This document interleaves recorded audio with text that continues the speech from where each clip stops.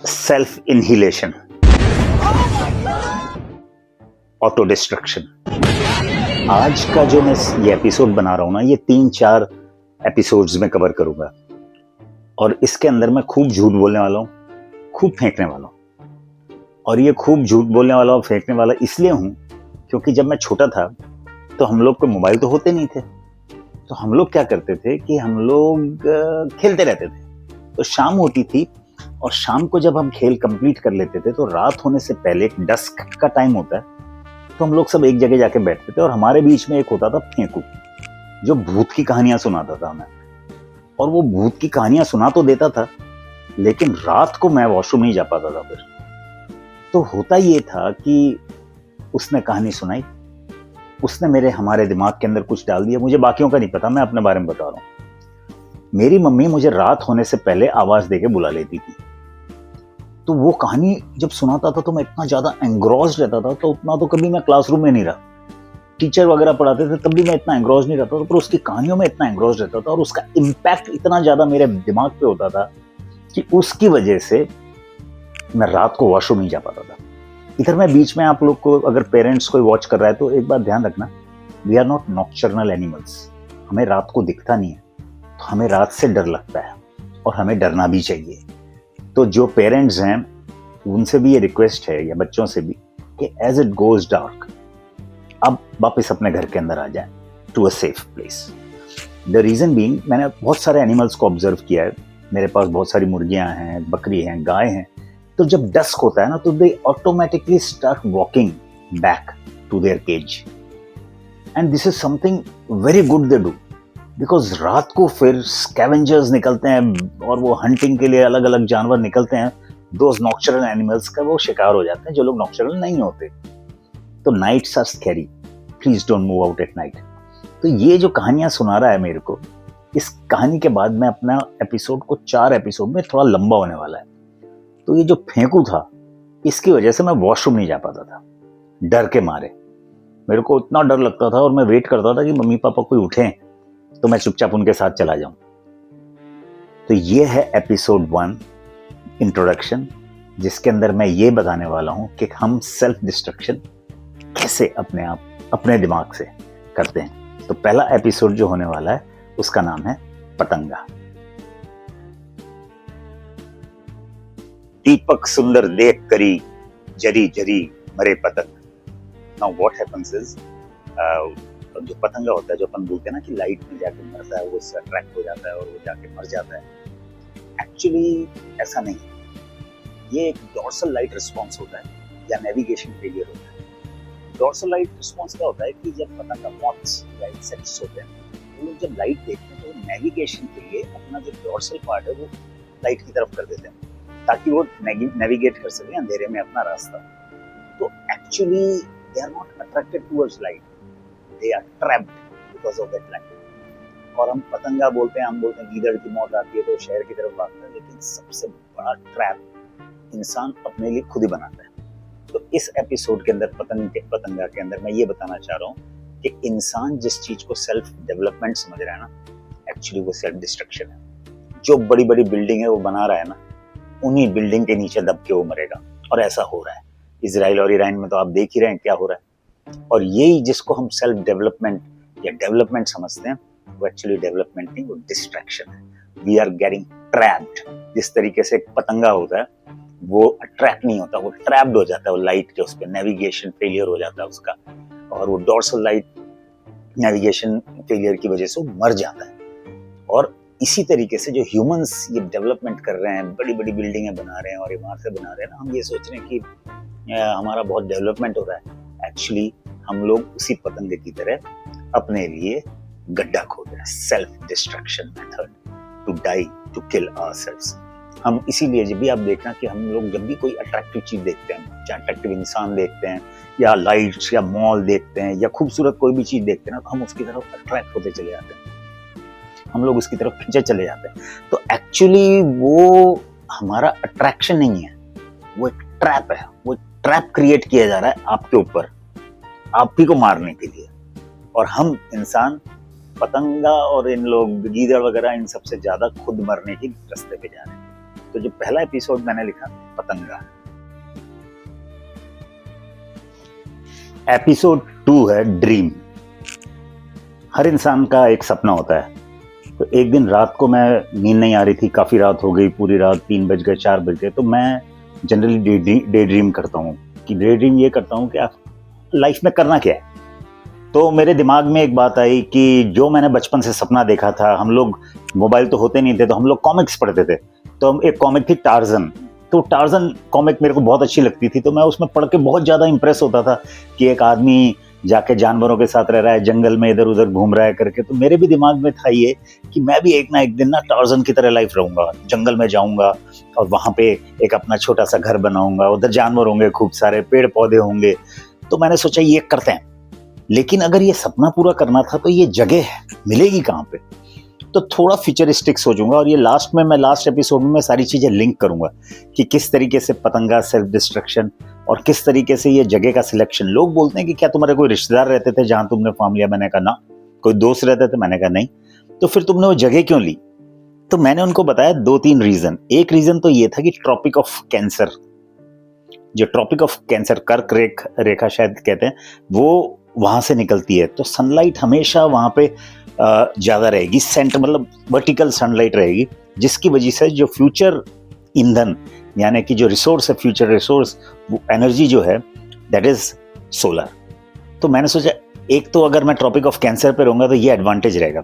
Second of all, जो बहुत important point जिस पे मैं आने वाला हूँ, मेरा जो वो है इट्स नियर, जो एरिया जो मैंने सिलेक्ट किया है it is near the river Narmada.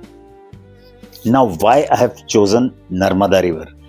The reason being Narmada flows in opposite direction.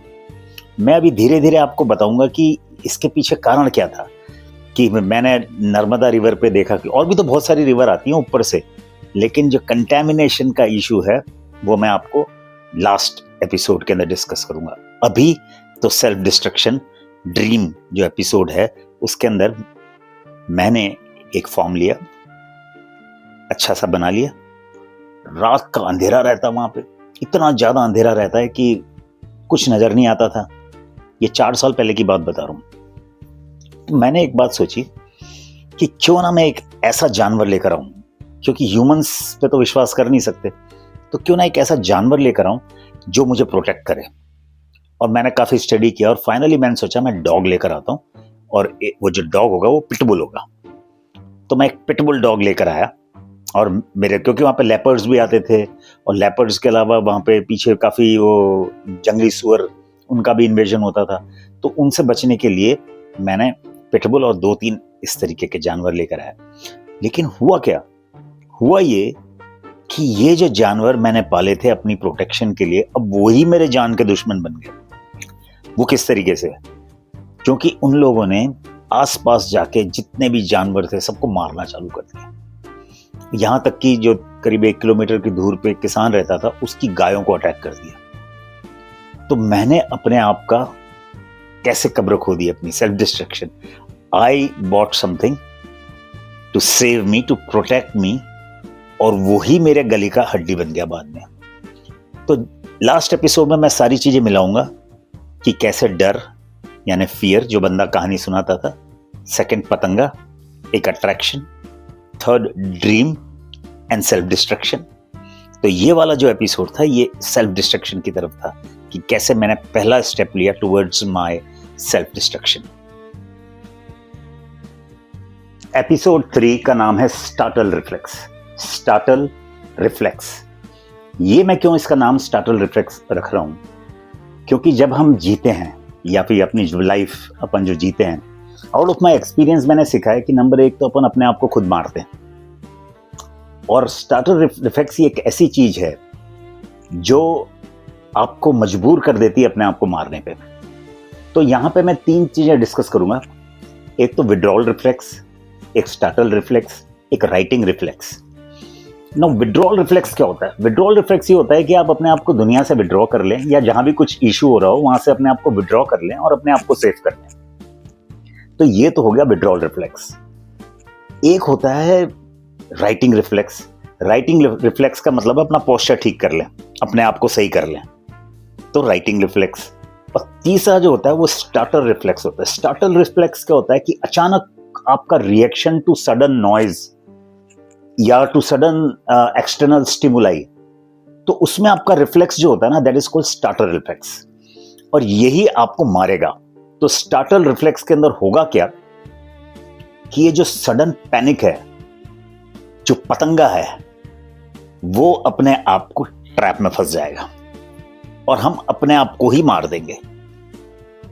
अभी मैं आपको इसलिए ये सब बात बता रहा हूं, मैंने आपको शुरू में कह दिया था कि इसमें मैं खूब झूठ बोलने वाला हूं, खूब फेंकने वाला हूं और खूब कहानियां सुनाने वाला हूं। तो आज की जो कहानी स्टार्टर रिफ्लेक्स, जो 3rd एपिसोड है, वो अपने आप को हम कैसे मारेंगे उसके ऊपर है। और इधर मैं आपको डायरेक्टली ले चलता हूं इराक और ईरान, इराक और इजराइल, स्पेशली इजराइल और ईरान के बीच में जो लड़ाई हो रही है। अब ये लड़ाई तो हो रही है बिटवीन ईरान एंड इजराइल, लेकिन इसका खामियाजा पूरी दुनिया को करना पड़ेगा। अब बताऊं क्या होगा स्टार्टर रिफ्लेक्स में। क्यों कह रहा हूं स्टार्टर रिफ्लेक्स? ऐसे होगी कि जो घर इजराइल ने बनाया था, यानी कि जो न्यूक्लियर चीजें इजराइल ने या ईरान ने बनाई थी अपने आप को प्रोटेक्ट करने के लिए, वही उसकी मौत का कारण बनेंगी। तो चाहे इजराइल ले लो चाहे ईरान ले लो, ये दोनों के दोनों मरेंगे, ये अपनी ही मौत मरेंगे, अपना ही गड्ढा खोदेंगे। और जब ये ऐसा करेंगे तो ये साथ में बहुत जनों को ले डूबेंगे। And I assure you, within a week there is going to be a nuclear strike, within a week. क्योंकि क्या हो रहा है कि इराक, जो ईरान है, वो इनके न्यूक्लियर प्लांट्स पे अटैक कर रहा है इजराइल के, और जो इजराइल है वो ईरान के न्यूक्लियर प्लांट्स पे अटैक कर रहा है। तो ये जो सडन स्टिमुलाई है, ये सडन नॉइज जो हो रहा है, इसकी वजह से होगा क्या? स्टार्टल रिफ्लेक्स होगी। स्टार्टल रिफ्लेक्स में क्या होगा कि मैंने पिटबुल पाला अपनी प्रोटेक्शन के लिए, और अब उस पिटबुल को मुझे ही संभालना मुश्किल हो रहा है, और अब उस पिटबुल को मारने के लिए किसान आ रहे हैं, क्योंकि इस पिटबुल ने उनको नुकसान पहुंचाया, उनके गायों को, बकरियों को मारा। तो अब वो जो किसान है वो इसको मारने के लिए आ रहे हैं, पिटबुल को।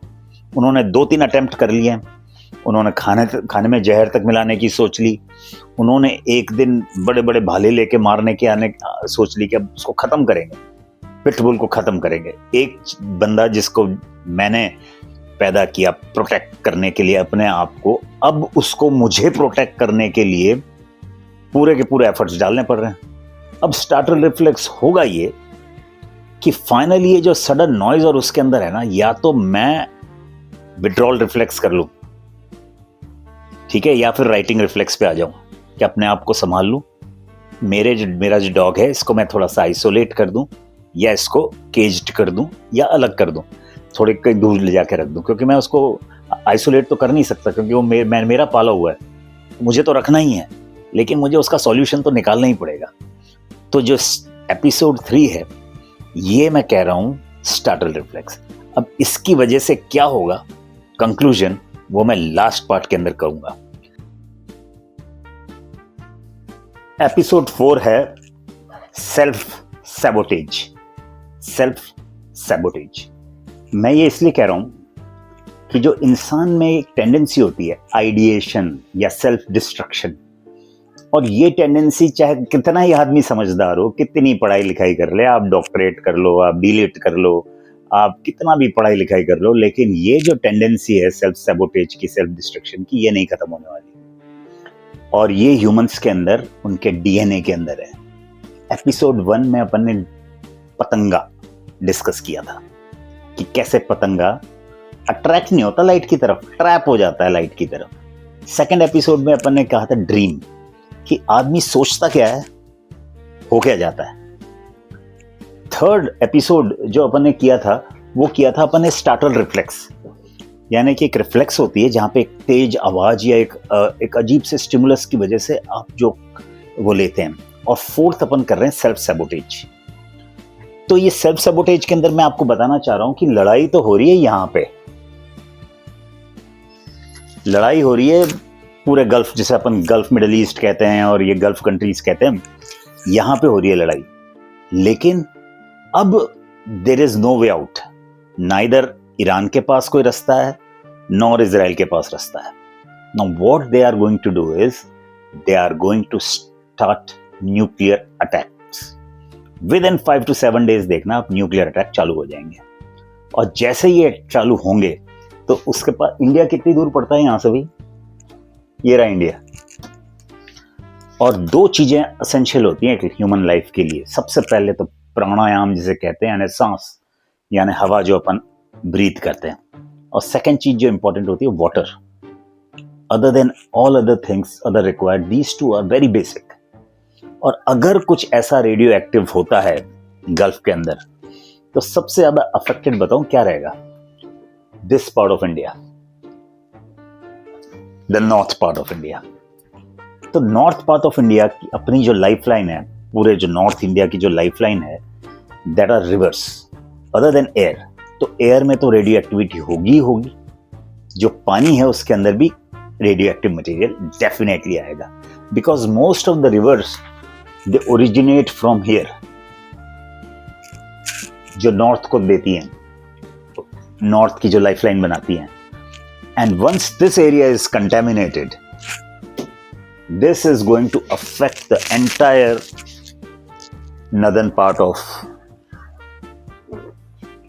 India. Now होगा ये कि करे तो करे क्या?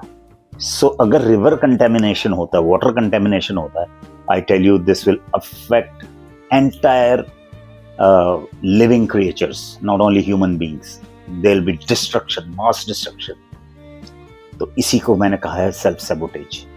So one of the reasons is going towards a river which has less chances of getting contaminated is a river which is flowing in opposite direction, which has an origin other than this susceptible area. तो 3-4 दिन के लिए आप wait कीजिए और देखिए self sabotage के अंदर ये न्यूक्लियर अटैक्स कैसे होते हैं।